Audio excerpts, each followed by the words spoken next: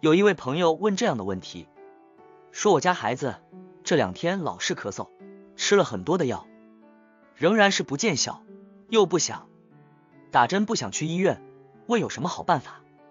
我告诉你个方法，弄个鸡蛋，把鸡蛋打在小碗里头，搅开，然后往鸡蛋里加1勺白糖，再加1勺色拉油。如果10岁8岁的孩子，你就可以放2鸡蛋；如果2、3岁的孩子，你就放1个就可以了。放锅里蒸熟吃下去，第2天孩子吃完之后就再也没咳嗽。大家如果有这个咳嗽反复不好的这个情况，可以试一试这个方法。这是为什么呢？中医认为甜就是甘味，它入脾，对脾有好处。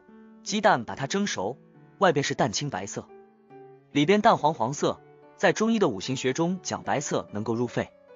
咳嗽是肺的事，黄颜色入脾，有滋润的作用。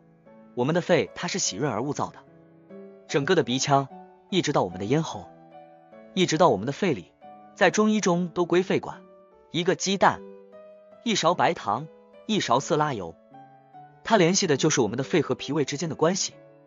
那脾胃和我们的肺有什么关系？我们的脾胃在五行当中它属土，我们的肺呢，在五行当中它属金，所以土能生金的。肺和我们的脾胃之间是母子关系，所以说这就是中医的这个五行之间相生的关系的一种体现。这个小方它连缀的就是脾胃之间的通道，中医叫做培土生金，借助脾胃的力量来助肺一把，提高我们肺的免疫力和抵抗力，咳嗽自然就好了。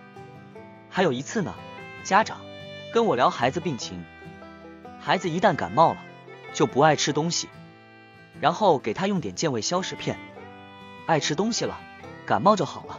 感冒吃健胃消食片儿，这是怎么回事呢？孩子感冒，孩子发烧，或者孩子肺炎，实际上它的根源都是在于脾胃的虚弱。吃得太饱的情况就会伤害脾胃，一旦脾胃受伤，首先就是肺、呼吸系统。当孩子吃太饱的时候，尤其吃太多肉的时候，吃完之后第2天这孩子就打蔫，是吧？第3天可能就发烧来病了。第一点就是孩子吃太饱了就容易有问题。第二，孩子怕冷还是怕热？孩子是纯阳之体，阳气最足，孩子穿得太厚，盖得太厚，所以他自然就上火。一上火的话，他就容易感冒，容易便秘，容易嗓子痛。这2点大家记住，一个是怕吃得太饱，另外一个就是怕热。如果出现这样的情况，可以吃点健胃消食片。还有一种很好的方法就是做小儿推拿，在穴位上进行推拿，把气血引导开，孩子抵抗力免疫力都增强了。这是一种全新的治疗方法。